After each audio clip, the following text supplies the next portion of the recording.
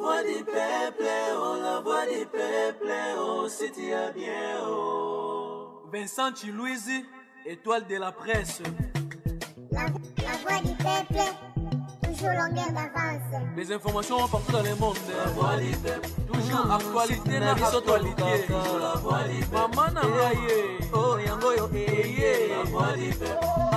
Avec Vincent Chilouizi, et ça la étoile de la presse. Salut et bienvenue, chers amis téléspectateurs, dans votre émission Rendez-vous valable, émission Nabiso tout tritaka. Bongo ba sujet, ba actualité nyonso. Et les autres on a plateau Nabiso ya Boyamba. Pour une première fois, le prophète David Lessi, où nous allons essayer un peu de parler de lui, à ministère naïe, et puis tout ce qui concerne l'église Nabiso Awa na Congo. Et déjà le nom Lessi nous dit quelque chose. Na ba tout ba Congolais tout le temps David Lessi. On aura tous les détails par rapport à autre Solanaye. Bonjour prophète. Bonjour grand homme. Voilà. Papa Vincent Chilouizi. Nasepeli Makasi. Napela Sepeli. Merci. Baneroma Otala Biso n'a présenté le prophète David Lessi. Oui. Lessi Waneza Komboga par hasard, vous avez une relation avec la famille Lessi, le prophète Denis Lessi, le prophète Roger, le pasteur Roger Lessi, Charles Lessi, tout ça. Je suis Lessi.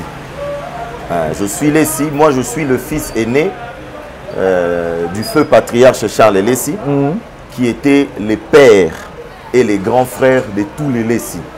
Donc c'est lui qui a emmené tous les Lessi dans la voie du Seigneur. Nasko Mouanane Aliboso. Ok. Oui. Donc par la grâce de Dieu, je suis serviteur de Dieu, prophète des ministères, mais je suis aussi artiste et musicien. Et je crois que par la grâce de Dieu, petit à petit, en gros, je suis Lessi. Parlons un peu de cette famille Lessi, où on a vu toute une famille servir les seigneurs. Et là, c'est les enfants maintenant qui continuent à continuer la même démarche. C'est quoi en fait? C'est une grâce. Hein? Oui, grand homme, et la grâce. Parce que si dans la Bible, quelque part, Jésus a dit dans les choses de Dieu, on ne s'improvise pas. À l'époque, quand Dieu choisissait quelqu'un, non seulement parce que ils ont charge, mais ce sont des lourdes charges spirituelles. Tu as entre tes mains les vies, des âmes. Soko sakani nango et koufi, soki po sakani nango et au bébé si makam. Donc premièrement, c'est une grâce. Deuxièmement, c'est le fruit de l'alliance. Oyebi mutu moko na Bible a sala alliance na Nzambe. Papa mora mukolo komone Abraham. Et ce que j'aime avec Dieu, quand Dieu fait alliance avec une personne, Dieu ne se limite pas avec cette personne. C'est-à-dire Dieu fait alliance avec toi, Papa Vincent. Nzamba osuga na yote. Nzamba otala famille na yo, mwasi na yo, azotala bana no bakoko na yo, bana oyo bakoya. Et c'est ça Dieu. C'est-à-dire tout parent qui connaît Dieu, tout vrai serviteur de Dieu, mais bao bazolanda biso, bao ba yamba Yesu, ba sali alliance na Nzambe. Na kati alliance wana, et ça ko inclure pe bana na bango. Il a dit Abraham, je te bénirai.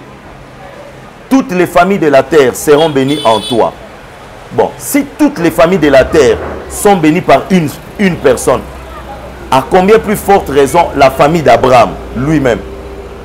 Donc c'est le fruit d'alliance et c'est aussi l'amour de Dieu. Dieu pouvait se choisir plusieurs familles ici dans la ville de Kinshasa, à Saïnabango et Alliance, mais Soga Sali Nabiso, on n'est pas meilleur.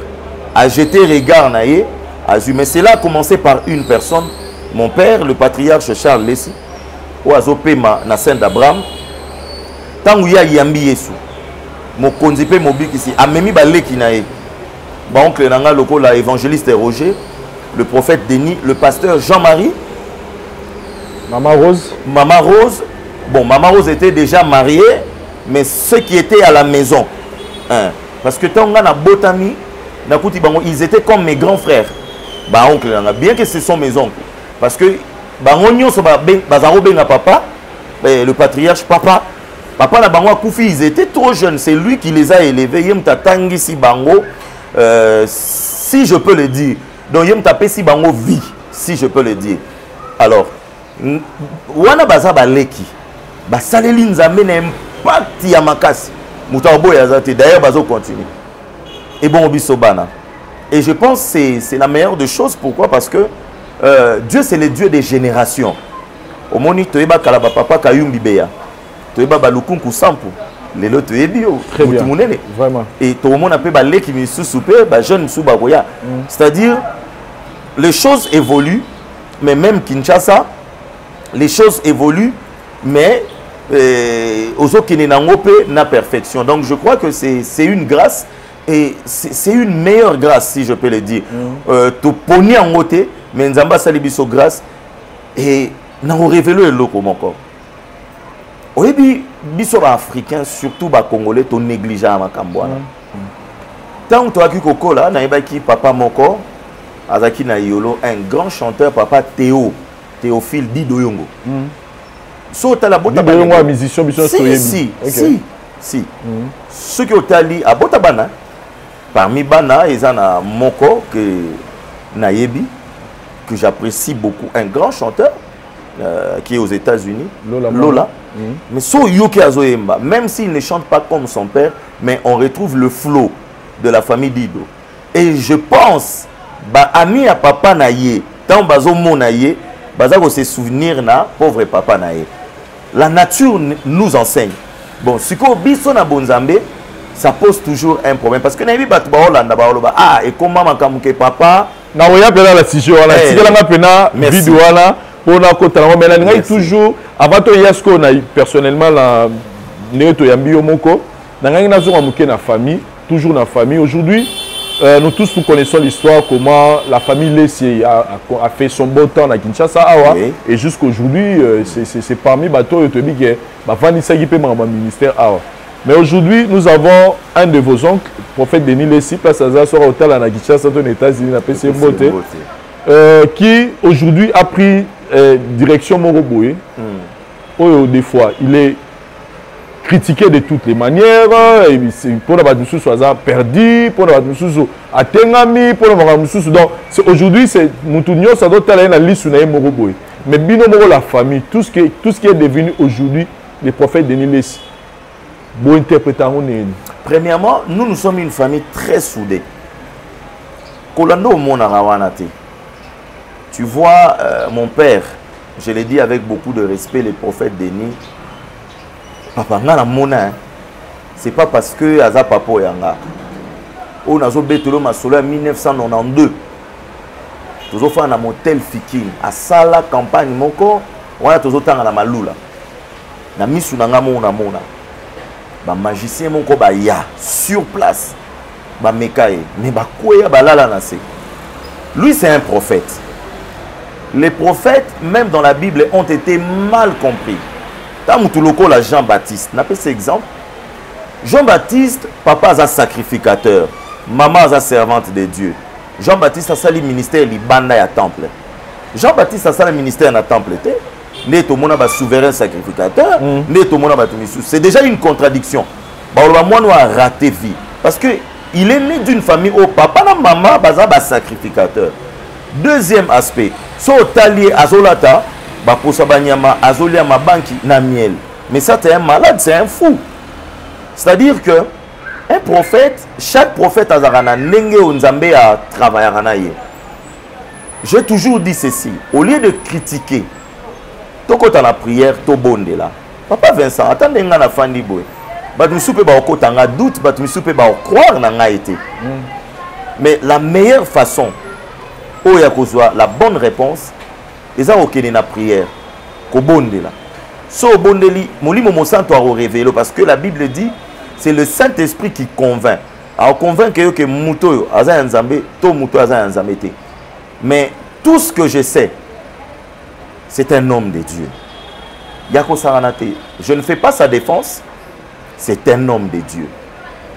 Malheureusement, homme de Dieu n'y ont surtout, heureusement aussi malheureusement, malheureusement parce que beaucoup ne comprennent pas ça. Mais dans le plan de Dieu, nous avons compris. Tous les hommes de Dieu, serviteur de Dieu. Moi je suis un prophète. De fois, na moment là, comprendre. Ah, grand frère m'a amené à Zolo, trop dur. peut-être à Okosa, même mon épouse. Mais au monde après, babité, Maramuto a lobby, a la raison. Mais dans le début, on comprend qu'il y a un prophète, on ne le comprend pas au début. Non. Si on le comprend au début, ce n'est plus un prophète.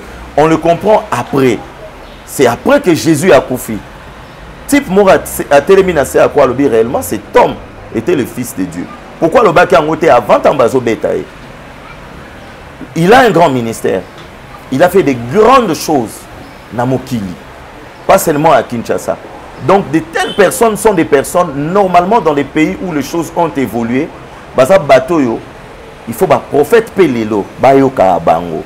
Papa nako sayote. Biso lelo nzamba bengi biso. Toko servir nzambe. Mais ils ont un bateau batana ba secret. Il y a terrain, ba yebi ba code. Oyo soki oyo kipe bango, ba ofungolo ba porte. Et quand on lui voit dans Marampaza, il y a la musique, il y a Mokili, on lui voit, quand nous les recevons dans l'émission, de tout, il y a des débats, il y a des ferré, il y a des jibé. Ça ne vous dérange pas? Lui, c'était un musicien. Bisso, dans l'église, Nabiso, sur le pas de Jésus-Christ, je l'ai dit, hein, et j'assume, nous sommes parmi les grandes églises Namboka Oyo, Otobimsa ba orchestre, na lobité ba groupe ba orchestre. Biso orchestre li bosse bimi pa na biso Vox Day. O ba sala ba succès ba sala ba nzebo ba campagne beleza o sala na ba ponga bi. Et parmi ba premier recrue à Vox Day, oncle Nanga Denia et Manaka. Banzemo belé yemba maka, mon père a composé, oncle Nanga Denia composa, oncle Nanga Mususu, prophète Godé azana na l'île yé pas composa. Donc c'est un artiste né au monde qui wana. Bien qu'il est prophète, il a l'art. Et chez nous, c'est une grâce. Nous avons aussi la musique. Tout vrai prophète, même dans la Bible, il y a un son. Tout vrai prophète, dans la Bible, il sera trop attaché. Mais quand vous avez attaché à la musique, dans l'église, la musique est profane. Les chrétiens vont s'occuper de la musique. Les chrétiens vont s'intéresser à la musique. Papa Vincent, lui, il a une mission. Moi, j'ai ma mission. On est prophète, mais on n'est pas identique. C'est-à-dire qu'il y a une mission, il y a une arche de Noé. Alors, donc, sur la arche de Noé, il y a un nenge oye tambolaka. C'est-à-dire que il faut comprendre quand il dit ce qu'il est. Et je crois que il est un homme de Dieu. Le quoi est un homme de Dieu, n'a surtout dans le total des résultats. Pour Nathan ya souka, baoye babiso pe na ba full o tozo sala. Nathan ya souka, ba opesa biso couronne par rapport ya ba œuvre ya malam to sali. Ça c'est d'ailleurs un message à tous les hommes de Dieu en disant que les foules, les gloires, les femmes, les habits, tout ça c'est bien. Mais la mission, oh Jésus appelle ça biso. Nous sommes ici sur terre par mission. Donc si on rate mission, c'est fini. C'est que mission na eu anine. Autant de six stades et après il n'y a pas de convertis.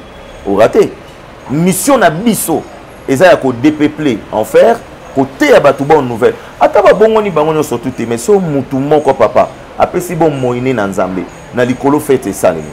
Et nous serons couronnés de gloire. Soto sali musala oh très bien. Et que les gens ne soient pas surpris. Bino na famille. L'album là bimisa pétage. C'est normal, donc vous êtes même moral. Bon, moi je pense que ça n'engage que lui. Ça, c'est sa mission. Il y en a tout à l'heure. Il est arche de Noé. C'est-à-dire, tout ce qu'il fait, si cela vient de Dieu, il y aura un bon résultat. Donc, on est dans le domaine. Mais la démarche, sous famille, ils ont simanaï. Bon, on a moana. Il y a papa. On a mieux placé. Mon dit surtout africain. Moi, on a papa boité. Papa babon de la rapona ye papa basali sakaye papa nous atazo tangasoyi papa na atala ti veste il reste ton père et ça c'est la télé oui batu balanda mingi je ne veux pas nakota na terrain mon corps moi je respecte mon père et tout ce que je peux dire na bon de la rapona ye mingi na na rappela que ba souvenir mususu na il savait que Dieu est avec toi Dieu sera avec toi Dieu va tala entre parenthèses. Monika po ba kino eza bamboka moko batouwa ba prophète Denis Lessi so bato zongi penasima. C'est parmi les précurseurs ba pesi bato bouya prophétique na mboka o. Mais nous oublions. Ce Moutasalika a moins l'eau comme encore. Tobimisi Minduki Totali à Monsieur Vincent Moutumabe. Mais Tobosani, des missions au sala. Et puis ça peut battre conscience. Et aider à battre quelque part. Dieu n'est pas injuste. Et les domaines des hommes de Dieu, ce n'est pas le public qui doit les juger. Non. Ce n'est ni la foule. C'est Dieu lui-même qui sait comment traiter avec ses serviteurs. Très bien. Merci beaucoup. Donc, dans cette parenthèse, le prophète David, j'ai appris que vous êtes parmi les responsables sur le pas du Christ. Sur le pas de Jésus-Christ. Sur le pas de Jésus-Christ. Oui. Et déjà, on attend dire que bientôt là, vous serez le représentant légal sur le pas du Christ. Sur le pas de Jésus-Christ. Oui. Église, pour la bande de moi, rappelle l'église, il y a Papa Labisso, le feu Charles Messi. Oui. Comme prophète Aoutko s'est présenté à Wakiazali, moi, Naya Liboso. Comment vous êtes devenu prophète? Merci. Moi, je suis né d'une famille où il y a des hommes de Dieu. Moi, j'ai été consacré à Dieu par mon père pour ce travail. Après une longue période de maladie, papa n'a pas roboté, le médecin va déclarer qui si tu me donnes un fils aîné, il sera consacré pour ton service. Tu vois ce qu'il a fait. Donc, ceux qui biso, tous consacré Batunanzambe, c'est-à-dire que le diable aussi, azapé na batune pe bazala pe consacré. Alors, ngai, papa oya botanga, asalara veut mon konanzambe.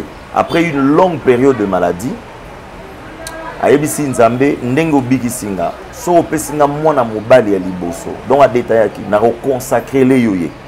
C'est là que les choses ont commencé. Donc moi je suis la réponse d'une prière faite à Dieu. Nganaza moi muketo ba race ndeti ba Samuel. Bana moko ba sengi na Nzambe ba yepe ba présenter nga père na nga tanga boti nga zo présenter nga na Nzambe. Et il me disait tout le temps, tu es un homme de Dieu, tu es un serviteur de Dieu. Plusieurs personnes ont prophétisé sur moi.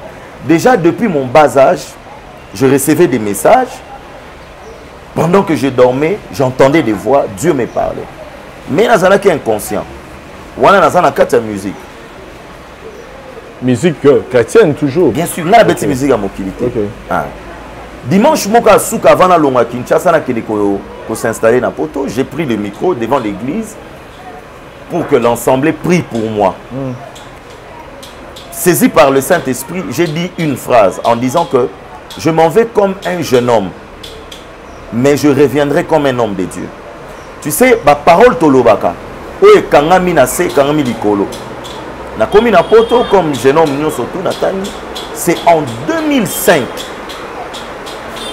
Nena yeko sa la rencontre nanga Nanzambe. Très bien.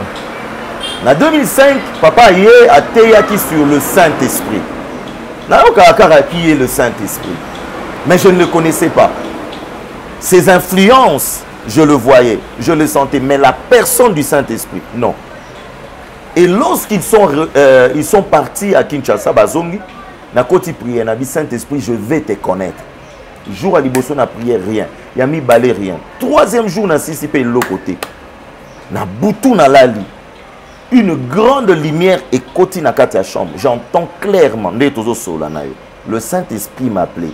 David Lessi, tu es mon serviteur, tu es un prophète. Je t'ai choisi. À révéler, à rappeler, ma phrase, moussousou. Il y a prière au papa Sala Nanzambe pour Nanga.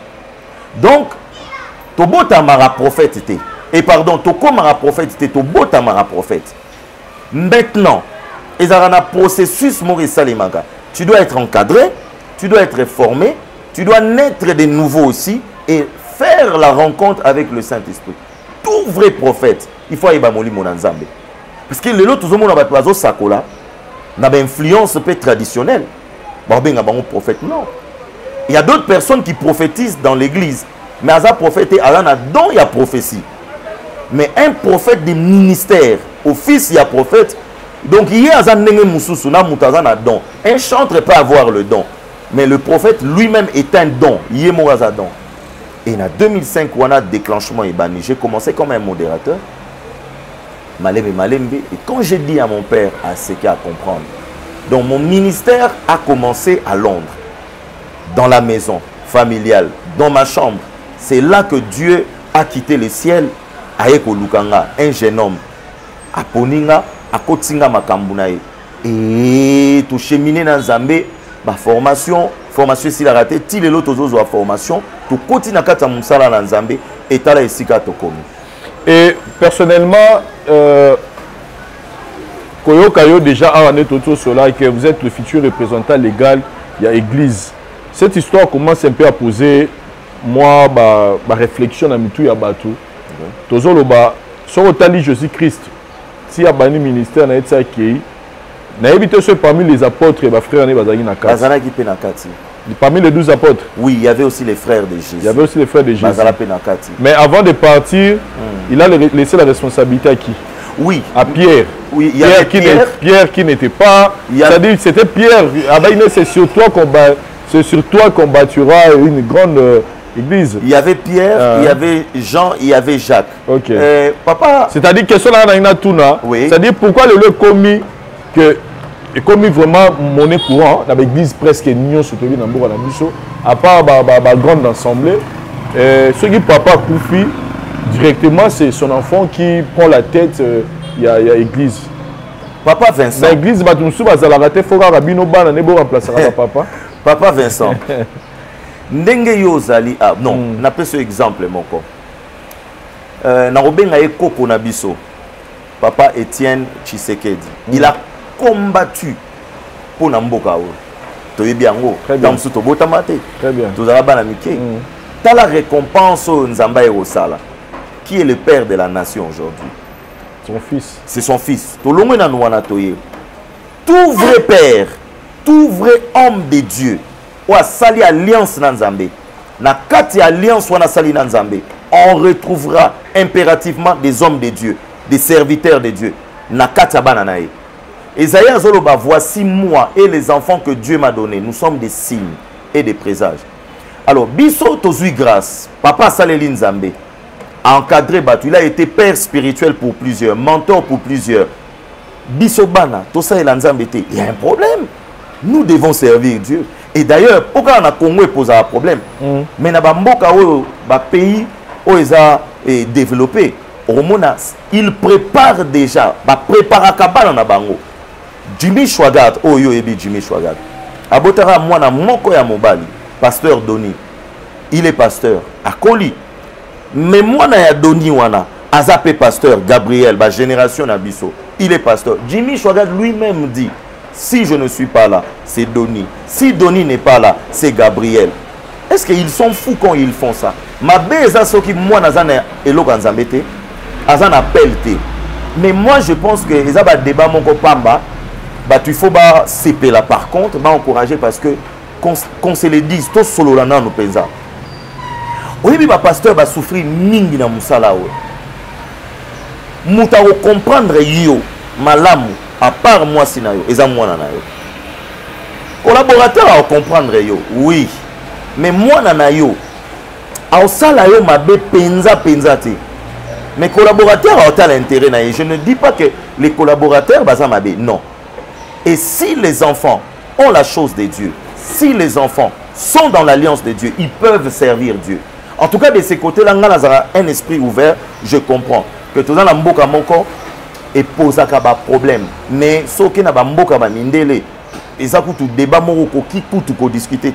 Non, parce que le lot, dans l'église, dans l'église, ils allaient dire que collaborateur, peut-être Azalana papa, depuis papa bani ministère, et puis peut-être lui aussi, c'est vrai que m'appelle Nzambe Zara, mais peut-être ça rappelle un désir, on a gagné un jour.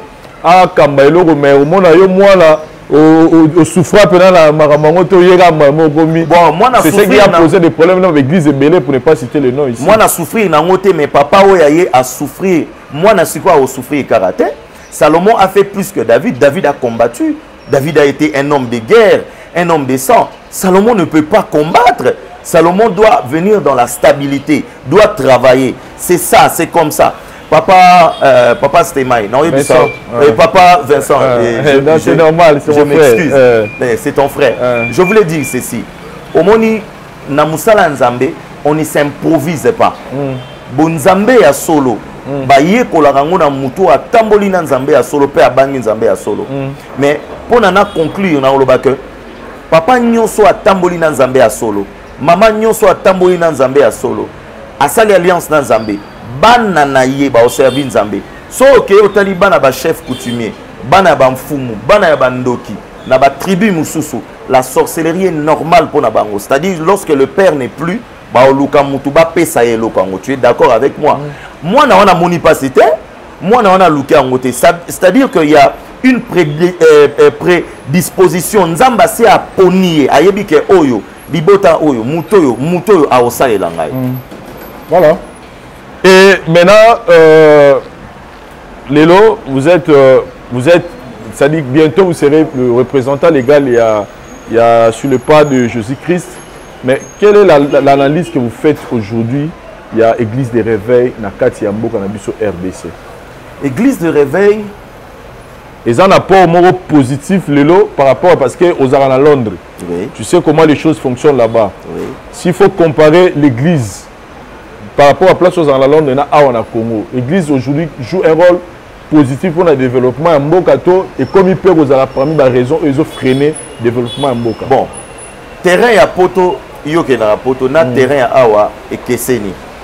Donc il y a rien de commun. Mais par rapport à Oeza awa, l'église de Jésus-Christ sera toujours puissante. L'église à Jésus est cause à faiblesse. Deuxièmement, bato bazo travailler. Ceux qui ba bangi nzambe ya solo, papa. Batiki moli momosanto tambusa bango, il y aura toujours de bons résultats. Alors, par rapport à apport ya mboka, il y a de faux, il y a de vrais. Nanaza jujité, nayaka na fimbu, na bana olobake oyazabwe, oyazabwe. Mais tout ce que moi je fais, c'est de pouvoir prier aussi pour l'église des réveils. Babengo église des réveils. Oui, église des réveils. Parce que le babi, balobi ezara sous l'église des réveils, comment église il y a normisme, comment vous l'avez dit. Bon, ça c'est le diable. C'est-à-dire que vous prenez les gens du lundi au dimanche, service intersection, alors que les gens peut-être pouvoir aller au travail. Aujourd'hui, les gens pensent que pour réussir dans la vie, doit rester beaucoup de temps dans l'église. C'est faux. C'est que moi, je suis prophète des ministères, mais à Londres, je travaille. Peut-être les gens seront étonnés. Je travaille en Europe. Sonaye Kinshasa, dans la période de congé, na sengi permission na ye koto à moins que nzambe alo ipoza na batusu nzamba benga bango à temps plein na musala. Mon père yang oyangai kala a travaillé dans la présidence la deuxième république, mais Dieu lui dit non, arrête kota na musala ya nzambe. Donc il y a ces personnes là où nzamba oyebisa bango non, je te veux à temps plein. L'église ne réveille et kola li sabatete parce que tant que nous avons le Saint-Esprit oya opé sa place au kufa eza a opé sa vie. Maintenant les personnes qui sont là-bas, soba tamboli na obanga nzambe te, échec et kota. Mais soba tamboli na obanga nzambe, moi na mboko bato pe babanga nzambe baza. Na mboko bato pe basalela nzambe na bosolo baza. Papa Vincent, omoni Kinshasa ya kala, na Kinshasa ya lelo échangé. Lelo bato ebele bakomi kosala musala nzambe par rapport ya intérêt na bango. Azwa mbongo, baye, gloire, toutes ces choses-là. Wana eza biloko pamba. To salela nzambe po batu babika to accomplir mission na biso omoni ba kombo ba église de réveil ba biloko na nyoso na lola biloko na eza nango te. Tout ce que Dieu attend de nous, c'est un bon travail. Maintenant apport o eza na kati mboka eza nini? Si l'église est puissante, s'il y a des vrais hommes de Dieu puissantes et quoi faiblir force satanique na kati mboka. Mais s'il y a des hommes de Dieu, il y a compromission. Qu'est-ce qui va se passer? Déjà, Moutou a la compromission. Alors, Nzambe, tantôt plus tôt. Nzambe va s'arrêter. Tant que vous avez Nzambe, oui, église, non, mais Dieu n'est pas là. Il y aura un jour, Nzambe va frapper. Mais surtout, tamboli, na évangile pur, sans mélange.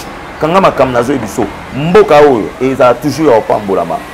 Moi, j'encourage, batuba ke na sala, même biso na Londres, kuna, so mouta travailler, tous les une église, ça ne va pas. Va travailler, même à taba 10 mango. Faut y en a 10 mois outi na mutoki na yo. Nga na futa habillé na longwe Londres na ena mbongo na ngamoko. Les gens vont te respecter. Tant ba monio osa responsable ya yo moko. Osa un homme résolu.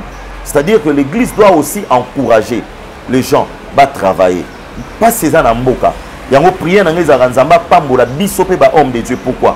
Un homme de Dieu peut créer aussi ba emploi. na créé emploi ndeti baleki na otambola na bango osala ni aussi si classe ozuna musala te tala koto na zala mo elo moko boy zala gérant ozo récupérer à moi quelque chose et zo aider non seulement quand tozo sara batu alléluia amen tozo pesa pe batu conscience tant ozo aider muto no aider un jour à pambolami a la reconnaissance na yo même église na yo a la reconnaissance. Très bien. Et comment vous trouvez ministère à prophétie Nambo Anabiso? Parce qu'aujourd'hui c'est ministère prophétique. Ministère prophétique, pardon, Nambo Anabiso. Parce qu'aujourd'hui c'est comme si c'est devenu un monnaie courant. Si pour attirer les bandimi, il faut être prophète, il faut sakola mutu, comme ça mutu mambeleka la vie na yo abetilo lisolo na été. Comment vous trouvez ça? C'est comme une façon moi il y a manipuler la population. Papa Vincent. Comment vous trouvez ça? Un prophète n'est pas celui qui vient pour faire le buzz. Non. Na tayaka la prophète soit télémiaye batbanga. Pour lui qu'il y a un message, il y a repentance. Nzamba lobby et nzamba zakolo ba ya solo. Siko africain lingara bongo. Congolais lingara eloko yo et ça la fait plaisir. Mais nzambe siko alingi bongo te. Nzamba lingi bato bazonga na nzela ya malamu. On ne peut pas faire le ministère prophétique pour l'argent. On ne peut pas faire le ministère prophétique pour faire étonner Batou. Nous avons tout nabiso ba compte. Ministère prophétique, et un ministère moko, il y a un risque belé. Et un ministère moko, il y a kata Jean-Baptiste Mitou. Deux ministère moko, il y a le kutate. Moi, quand Dieu me dit rien, je me tais. Ata oye so ineni. Et quand Dieu me dit quelque chose, je regarde aussi parce que Dieu peut te parler. Au talipé tempérance, atmosphère. Au yébike na devant ma kondi. Mon kondi va pas un message n'importe comment. Et ça n'a façon pas ça à mon kondi. Le prophète Esaïe a écouté nana roi Ézéchias. Aïe au PC message. Bible bi Ézéchias allait là. Mais à PC message bat ba ozala wanate. Parce que kolela ya roi, ils appellent malédiction pour na muto à télémina na porte. C'est-à-dire que c'est un ministère où bat belé pe fo ba yokola. Et ça elengi bat balingi yango surtout ba jeune. Prophète, namoni nzamba la Singapore, nzamba nzamba la bango. Un prophète c'est celui aussi qui apporte Dieu la parole. Dit. Non, tout n'est pas Dieu a dit. C'est moi qui a dit mais na longoli moi, j'aimais Dieu parce que mon tout soit yoki Dieu. Même si c'est pour cela papa, bato bazo au sakola rapport na bino. Ah nazo sabandeko. Quand on vient prophétiser sur vous, examinez, priez Dieu papa. Moutawo ya pe boy abeto eloko biso mbongo ebeleke. Mais c'est pas un prophète. Moi, on est un chef coutumier. Le diable se déguise aussi. Un vrai prophète, soit il y a un message. En dehors, il y a un message. Il faut présenter Jésus-Christ. Mais soit après ce message, Azako s'est présenté au lait à Jésus-Christ. Non, ça, c'est pas un prophète. Et nous allons rendre. Il faut sceller Malouba. Il faut sceller le prophète. Faut sceller, ça, c'est aussi biblique. Faut sceller, ils appellent Moko Yaba loi spirituelle. N'appelle cet exemple. Nafandi Awa Namoni Moko Yaba père. Yamboka Oyo. Je donne un exemple. À côté Koto, à Pessinga parole prophétique, papa. Quand il me donne cette parole-là, na respect et na déontologie, je dois m'agenouiller. Je reconnais d'abord qu'il est père, il a l'onction, il a fait des choses. Et je dois sceller, tantôt sceller l'okouana. C'est-à-dire que il déclenchera peu ma kamususu. Donc, de ces côtés-là, normalement, ça marche comme ça. Même dans le monde anglophone, quand on fait des déclarations dans des églises, parce que chaque déclaration déclenche quelque chose dans le monde spirituel, tout comme dans le monde physique. Mais il y a ma bessiko. Et ça que pour soutirer Batumbo, on est dans la caméra, on a créé ma fausse prophétie, non, là tu es un voleur et tu vas rendre compte à Dieu. Authentique. Quand tu as quelque chose, tu l'as. Tu n'as rien, c'est Dieu qui bénit. Soit tu vas chercher un travail. Très bien. Voilà, merci beaucoup prophète. C'était une façon pour la biso. Il y a découvrir. Et là, vous avez parlé de la musique. Oui. Maintenant, Kalamingita Ozo comme représentant légal, il y a sur le pas de Jésus-Christ. Et la musique est à place ligne. Et on sera à place parce que on continue en haut. Tu combines en haut. Mais ce que nous avons combiné, on a musicien, pasteur, musicien, prophète. C'est quoi? Tous on a dit ça lelo? Non, ce qui azana grâce wana, azana elo parce qu'il y a d'autres personnes au lelo, aza homme de Dieu, pasteur, d'une grande église à Banaï comme chantre. Mais on dirait comme les musiciens chrétiens n'y sont en tout cas sur 100%, le lot à 85 ou 90% de l'église. Bon, on a eu à apprendre. Alors, moi je suis un passionné de la musique. On a collé la musique. Donc, on a passé carrément jeunesse na Kinshasa, adolescence même jeunesse na Poto dans la musique. J'ai étudié la musique, j'ai appris. J'ai côtoyé des musiciens et des grands musiciens par la grâce de Dieu.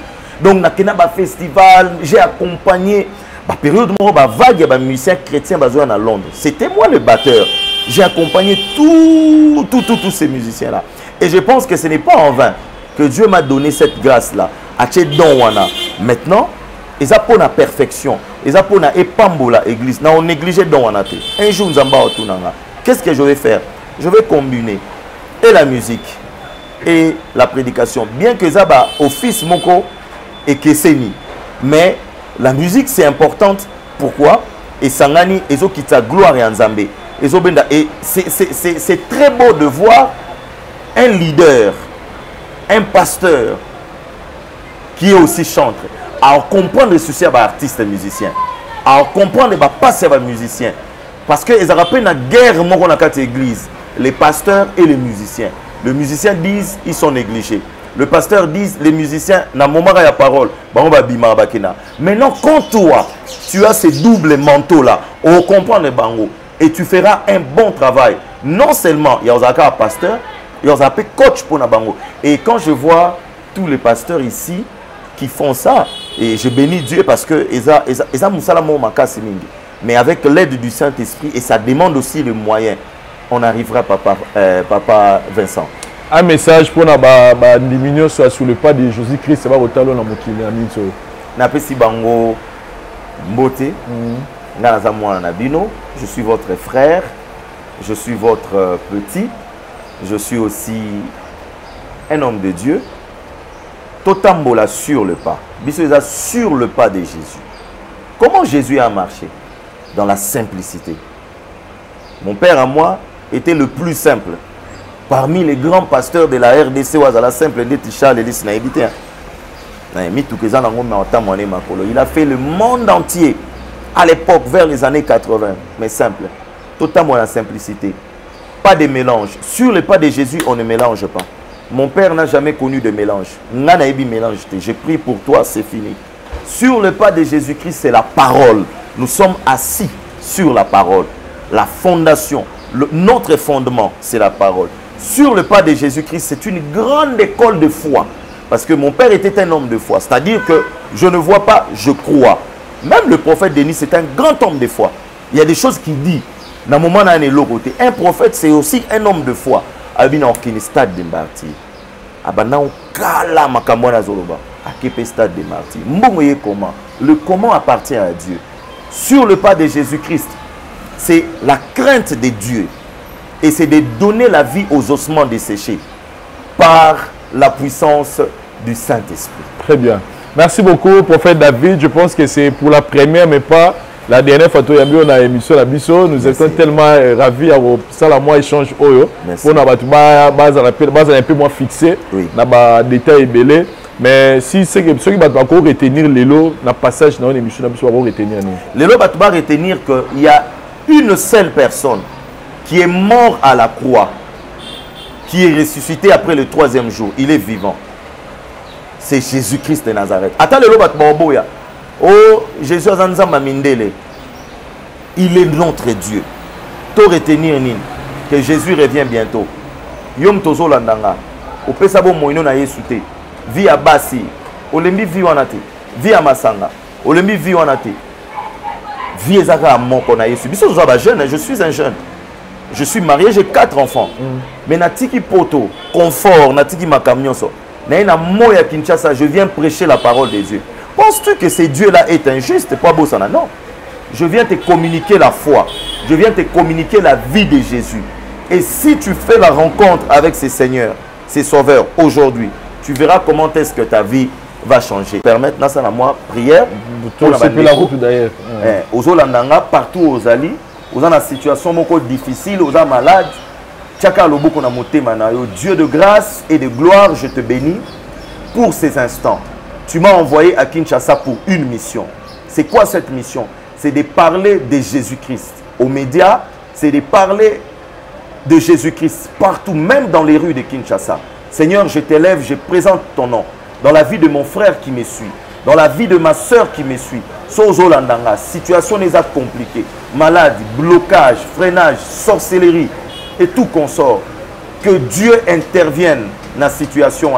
Que la puissance du Saint-Esprit écoute et guérir yo, et libérer yo, et délivrer yo. Et après live, oh papa Chiluizi, vous allez voir ce que Dieu va faire. Amen. Il y aura des témoignages. Amen. Je dis bien après cette émission, il y aura des témoignages. Amen. Amen. Nzamba o pambulo mingi a memo musika. Amen prophète. Yo sunga batu délé. Amen. Yo banasuko présenter te. Ozana batu bazo présenter. Yo fandi na ba iPad ozolanda. Amen. Dieu t'appelle pour la grandeur et le temps est arrivé à cause de ton grand cœur. Tu es un homme de grande vision. Amen. Dieu va accomplir cela. Na mboko kaya Kinshasa ya pasi. Amen. Comment esa mangana éviter mais Dieu le fera. Amen. Et tant to wandakoya tozoleka na la voix du peuple, tozoleka avec Esengo. Ata toleki koye toye ko kolobate, to apporter à ta caméra, amen. To apporter à ta micro. Amen. Merci prophète. En tout cas, nous sommes très ravis. Mais bandeko ba contacter barousa nini parce qu'aujourd'hui, les gens sont à la recherche, il y a un vrai serviteur de Dieu. Comment les gens peuvent vous attendre? To lukane nzambe ke batu parce que so lookinga et que na yambi yote. Olobaka sa lolendo. Très bien. Mais so luki Yesu aya mbayo. On luka Yesu, on a obligé luka Yesu qui n'a luzizi là, t'es même dans ta chambre. Mais je suis accessible en tout cas. Je suis sur Facebook, David Lessi Ikwamo, je suis là. Instagram, David Lessi Ikwamo, je suis là. Vous avez besoin de me contacter sur téléphone. Papa Vincent est là. Contactez-moi pour une prière. Je suis là. Mais ceux qui ont contact, il y a des critiques, ma solo, mais ceux qui ont pour la prière, je la préférera. Batuba luka nzambe. Pour ça, muta luki nzambe. Nzamba le kibiso batu. Et n'a profité bien après ça quand même moi mbote té. OK. Voilà, ils ont comptable de mon tableau libana ya mboka donc voilà. À toi la voix du peuple. Bon, na bandino na la grande famille ici. Napesi mbote na maman à Botanga. Elle est à Paris. Pasteur Chantal. Ikwamo, que Dieu vous bénisse chère maman. Napesi mbote na papa Oyanga. Mon père, qui est aussi mon coach, l'évangéliste Roger Lessi, que Dieu vous bénisse. Napesi mbote na papa Oyanga, qui est aussi mon coach, le prophète Denis Lessi. Yé, Nzamba se souvenir, et que Dieu vous bénisse. Napesi pe mbote na papa Oyanga, le pasteur Jean-Marie Lessi, qui est aussi mon coach, que Dieu vous bénisse. Napesi mbote na ma tante, qui vient juste après mon père, l'apôtre Rose. Na papa Franklin, que Dieu vous bénisse. Nga zana ba leki bele na sima, leki nanga Jeshmaya, leki nanga Nissa, leki nanga Tandra, leki nanga Christian, leki nanga Josué, baza pe basa ina nzambe, leki nanga Daniel, leki nanga Terry Claire, na leki nanga Kirif. Je vous bénis sans oublier mon épouse. Donc n'assurez pas naïe. Donc yé mère d'après moté la vérité face mi moté na maman Louise. Maman Louise les sinai to botiba na 4. OK. Moi na liboso Davli azana 5 ans. Il y a mi balé baza ba jumelle Davinana Daniela. Amen. Et la 4e c'est Darlene, elle a totalisé 1 an. Que Dieu vous bénisse. I love you et na remercier. Merci beaucoup pour l'équipe Nayo. Daryl et Oussama, on va filmer biso lelo les deux caméramans.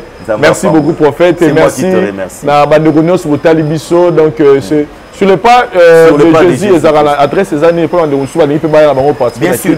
Alors tozana numéro 2 avenue Chiboko. Na des bonhommes première rue. Soro outil limité aux okene Massina. Référence les amis balé. Saut de mouton on a des bonhommes. Saut de mouton aux huit droites. Entrée ma crevette. Référence yami balé za salle moko retrouvaille. Balé la bibembe. Sora au komiwana otuni avenue Chiboko. Numéro 2 toza wana mardi, mercredi, jeudi, vendredi, samedi, dimanche on a 2 cultes. Alors Mardi, tobanda de 16h30 au plus tard 19h aussi. Jeudi 16h30 à 19h. Vendredi 16h30 à 19h. Dimanche, culte bandaka 7h, on a premier culte, 7h à 9h. Deuxième culte, 9h30 au plus tard 11h30 aussi ici. Vous avez des problèmes, venez, nous allons prier pour vous. En tout cas, Kuna Moutunyo Soza, il y a des pasteurs au Baroyamba. Très bien. Bango. Merci beaucoup, prophète. Merci David Duantesa. Merci Oussama. Merci Parouze en montage et Nababonigno sur la voix du peuple. Au bout de l'émission Nabiso. Tout le monde l'année prochainement. Merci, bye. Mbote na biso bandeko, ngai docteur Pichu Tondele, naza pharmacien en formation, naza formation na université à Kinshasa na faculté à pharmacie et puis na sali ba master na niveau ya université Marien Ngouabi pe na niveau ya Canada na transformation des agro-ressources et puis préparation de cosmétiques thérapeutiques naturelles. Dans le œuvre dans le laboratoire CRMTA ou ezali laboratoire médecine spécialisé dans la production il y a phytomédicaments, c'est-à-dire qui c'est à partir il y a banzete na biso ya Congo. Qui c'est nyonso o bozomona awa na CRMTA et subir essai toxicologique et puis essai clinique où ils ont la différence na biso na tradi parce que et subir quand même moi étude et puis qui si on est à la CRMTA ils allaient homologuer la ministère de la santé, c'est-à-dire ils ont la autorisation il y a mis sur le marché na niveau ya mboka et puis les bandes ya mboka qui si on doit produire na CRMTA et puis comme n'importe quel médecin partout à travers le monde. Dans le laboratoire CRMTA, nous avons deux branches, branche cosmétique et puis branche médicaments. Dans la branche cosmétique, nous avons dulci au collagène, pour ça, il y a sérum, il y a savon, pour le traitement, il y a tampon, bandouta, ride, poche et puis cerne. Nous avons dulci réparateur, pour ça, il y a sérum, il y a savon, on peut associer gel douche pour le traitement, il y a bouton et puis pour réparer le poissonaillot. Nous avons dit 6 cheveux, pour ça les lango, huile nango, na shampoing nango, pour le traitement des cheveux abîmés, des cheveux haut et baby, des cheveux colorés, ils allaient pour botter sa soukinoki et puis ils allaient pour retarder repousse des cheveux blancs. Nous avons un parfum na biso ou tout sali à base de banzete na biso ya Congo. Spécificité nango, ils allaient pour quitter ça stress na kati yanzoto. Na branche médicaments. Nous allons dans la médecine, sirop comprimé, où ils allaient kiss na biso ya bamib, ba levure, ils ont anti-poison, ils allaient traiter ba problème nyonso. Nous allons kiss na biso diazostimile, où ils allaient traiter ba différentes formes d'impuissance sexuelle, autant éjaculation précoce, dysfonctionnement érectile, manque de libido, azospermie. Nous allons kiss na biso zingenalis, support na comprimé, où ils allaient traiter ba différentes formes d'hémorroïdes internes na externe, ils allaient régulariser le cycle. Il y a ma maman, vous allez na kiss na biso sensifos, où ils allaient kiss il y a malaria, présenté sous forme de sirop comprimé. Vous allez na kiss na biso méamycine crème, où ils allaient traiter différentes formes de maladies, où il y a ploposo, mycose, où ils allaient na makolo ya bana mibali, maladie ya mpesema palata epa ya bana, na maladie musu ya loposo. Vous allez na diazolex, où ils allaient traiter différentes douleurs climatismales, douleurs ya mokongo, paiement, allergie au pollen, vous allez pommade tombolingo ya papa na biso tondeli diazolo, vous allez na médecine crème ndenge na tamaki, vous allez na allium, vous allez kiss na biso ya tension, vous allez traiter hypertension, vous allez na borex, vous allez kobomisa système ya papa, vous allez kokomisa yango mulai pe monene. Vous allez na menga kiss na biso ya makila oyo ezali kozongisa makila na bato oyo baza na problème ya anémie quel que soit son type ya anémie. Et puis vous allez na tisane docteur Maxon oyo ezali tisane na biso ezali ko traiter ba myome, ba fibrome, kyste ovarien et puis basi oyo baza na problème ya bota. Vous allez payer la diabétine ou les allez kiss na biso ya diabète et puis vous allez na anti-poison na biso ou les allez neutraliser poison na kati ya makila.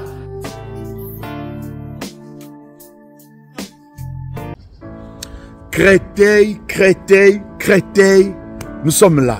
Écoutez, voilà, prends l'adresse. Numéro 1, voie Félix Eboué. Nous sommes non loin de l'hôpital Harry Mondor. Nous sommes en face des caves Créteil. C'est là où nous sommes pour des grands services sacerdotaux de la haute spiritualité. Tu crois au miracle, tu crois à la délivrance, tu crois que Dieu là peut changer ta famille, tu crois que Dieu là peut changer ta vie. Viens nous joindre dans nos grands services de prière. Déjà c'est dimanche à partir de 13h30. Nous débutons le service. Viens, tu peux nous contacter avec ce numéro 0033 7 66 27 40 0D. Venez nombreux. Ne ratez pas. Viens, tu ne seras pas déçu. Il nous a établis dans cette nation pour arracher, détruire, ruiner les œuvres du diable. Voilà notre objectif. Alors ne ratez pas. Venez nombreux. C'est votre frère, Père Conde Israël, sacerdoce Rataraté, jamais Erata. Alors soyez bénis, venez nombreux. Merci.